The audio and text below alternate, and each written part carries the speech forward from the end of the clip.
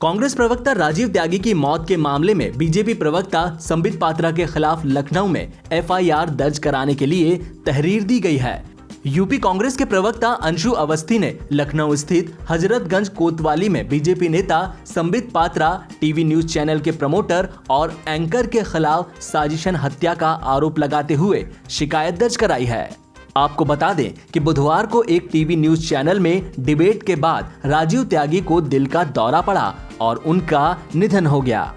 FIR दर्ज कराने के बाद कांग्रेस नेता अंशु अवस्थी ने कहा कि राजीव त्यागी एक टीवी न्यूज चैनल की परिचर्चा में शामिल हुए थे। वहां बीजेपी प्रवक्ता संजीव पात्रा भी मौजूद थे।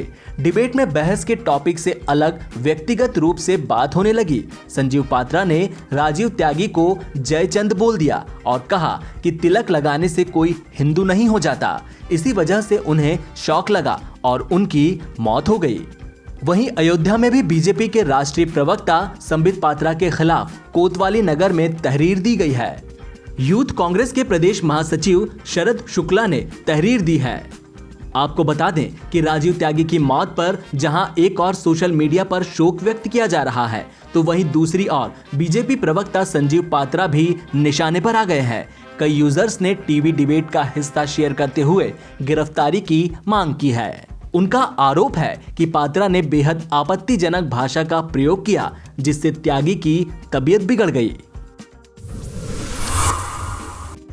राजस्थान सरकार में उप मुख्यमंत्री और प्रदेश कांग्रेस कमेटी के प्रदेशाध्यक्ष रहे सचिन पायलट आज 1 महीने की रस्साकशी के बाद मुख्यमंत्री अशोक गहलोत से मिले। कांग्रेस विधायक दल की मुख्यमंत्री आवास पर होने वाली बैठक से ठीक पहले पायलट ने गहलोत से मुलाकात की है। राजस्थान की सियासत में 1 महीने की उठापटक के बाद पायलट और गहलोत गुट के विधायकों ने इस बैठक में एक साथ हिस्सा लिया। इस बैठक से ठीक पहले अशोक गहलोत ने ट्विटर पर प्रदेश में चल रही सियासत संकट को लेकर सुलह का नया फॉर्मूला दिया।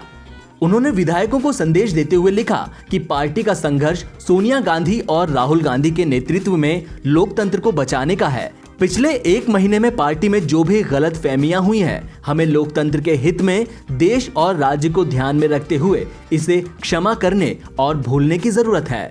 पायलट और गहलोत की इस मुलाकात से ठीक पहले अशोक गहलोत सरकार के खिलाफ षड्यंत्र के आरोपी पूर्व पर्यटन मंत्री विश्वेंद्र सिंह और विधायक भंवरलाल शर्मा के निलंबन को कांग्रेस ने वापस ले लिया है।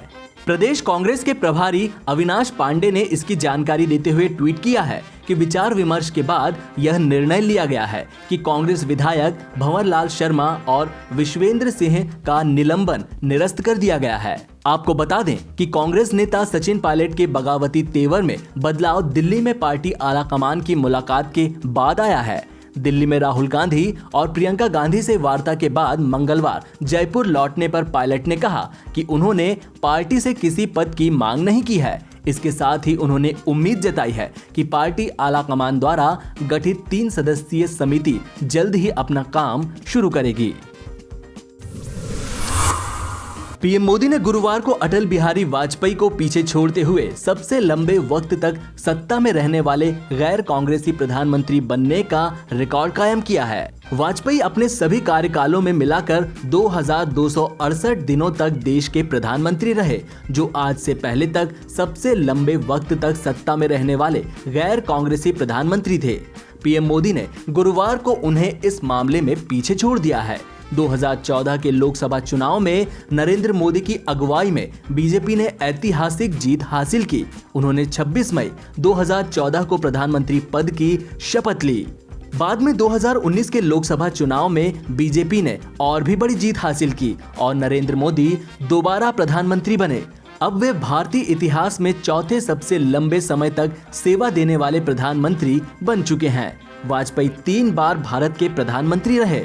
पहली बार वे 1996 में पीएम बने, लेकिन बहुमत साबित नहीं कर पाए। उसके बाद वे 1998 और 99 में प्रधानमंत्री बने और 2004 तक सत्ता में रहे। वाजपेयी पहले ऐसे गैर कांग्रेसी प्रधानमंत्री थे जिन्होंने अपना कार्यकाल पूरा किया था। बात अगर सबसे लंबे वक्त तक प्रधानमंत्री रहने की करें तो यह रिकॉर्ड पहले प्रधानमंत्री जवाहरलाल नेहरू के नाम है। वे 16 साल 246 दिनों तक प्रधानमंत्री रहे। दूसरे नंबर पर उनकी बेटी इंदिरा गांधी है, जो 15 साल 350 दिनों तक देश की प्रधानमंत्री रही। नेहरू और इंदिरा गांधी के बाद मनमोहन सिंह लंबे वक्त तक सेवा देने वाले तीसरे प्रधानमंत्री हैं। वे 10 वर्ष 4 दिनों तक देश के प्रधानमंत्री रहे। वे 22 मई 2004 से 26 मई 2014 तक प्रधानमंत्री रहे। श्री राम जन्मभूमि तीर्थ क्षेत्र ट्रस्ट के अध्यक्ष नृत्य गोपाल दास कोरोना पॉजिटिव पाए गए हैं। इसके बाद उन्हें मथुरा से गुरुग्राम स्थित मेदांता हॉस्पिटल भर्ती कराया गया है। आपको बता दें कि उत्तर प्रदेश के अयोध्या में राम मंदिर निर्माण के लिए बने राम जन्मभूमि तीर्थ क्षेत्र ट्रस्ट के अध्यक्ष नृत्य गोपाल दास को सर्दी जुकाम और हल्के बुखार की शिकायत थी। स्वास्थ्य खराब होने की सूचना के बाद डॉक्टरों की एक टीम उनके पास पहुंची और उनका कोविड-19 टेस्ट कराया। टेस्ट में उनके कोरोना पॉजिटिव होने की पुष्टि हुई है। नृत्य गोपाल दास की तबीयत खराब होने की जानकारी जैसे ही स्थानीय अधिकारियों को मिली, वे सभी मौके पर पहुंचे और उनका हालचाल जाना। नृत्य गोपाल दास की तबीयत को लेकर मेदांता के डॉक्टर त्रेहन, स्थानीय अधिकारियों के अलावा मुख्यमंत्री योगी ने भी बात की। दरअसल बीते 5 अगस्त को श्री राम मंदिर भूमि पूजन में शामिल होने के बाद नृत्य गोपाल दास श्री कृष्ण जन्मोत्सव में शामिल होने के लिए मथुरा गए थे। जन्मोत्सव के बाद वे स्टेट बैंक स्थित राम मंदिर पर रुके थे। उनके मणिराम दास छावनी आश्रम को सैनिटाइज करने के साथ उनके उच्चाधिकारी समेत अन्य साधु संतों को होम क्वारंटीन करने के लिए इंतजाम किए गए हैं। स्वास्थ्य विभाग और जिला प्रशासन का कहना है कि जिन्हें थोड़ा सा भी संक्रमण का अंदेशा हो या असर दिख रहा हो, वे तत्काल सूचना दें ताकि जांच कराई जा सके। पिछले 10 दिनों के भीतर महंत नृत्य गोपाल दास के संपर्क में आए लोगों की सूची बहुत लंबी है।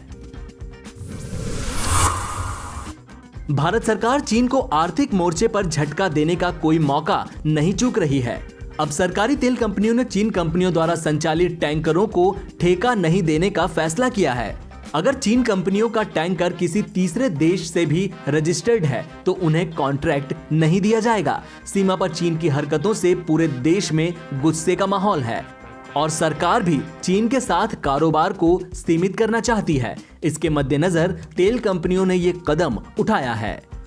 भारतीय तेल कंपनियों के पास पहले से ही ग्लोबल टेंडर्स में first right of refusion clause यानी इनकार करने का पहला अधिकार है। इस प्रावधान के मुताबिक अगर भारतीय टैंकर टेंडर जीतने वाले विदेशी पोतों के बराबर बोली लगाते हैं तो घरेलू टैंकरों को कॉन्ट्रैक्ट दिया जा सकता है।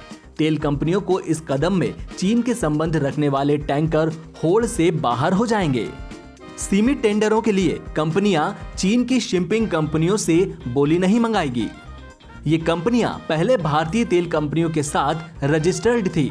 भारतीय तेल कंपनियां विदेशों से तेल मंगाने के लिए टैंकर किराए पर लेती थी, लेकिन इसमें चीन की हिस्सेदारी बहुत कम थी। इसलिए चीनी टैंकरों पर बैन से भारतीय तेल कंपनियों पर ज्यादा असर नहीं पड़ेगा। बुधवार को आए एक रिपोर्ट के मुताबिक तेल कंपनियां ऑयल ट्रेडर्स और सप्लायर्स को इस मुहिम में शामिल करने की योजना बना रही है। उनसे कहा जाएगा कि वे चीन के टैंकरों के जरिए तेल भारत ना भेजें।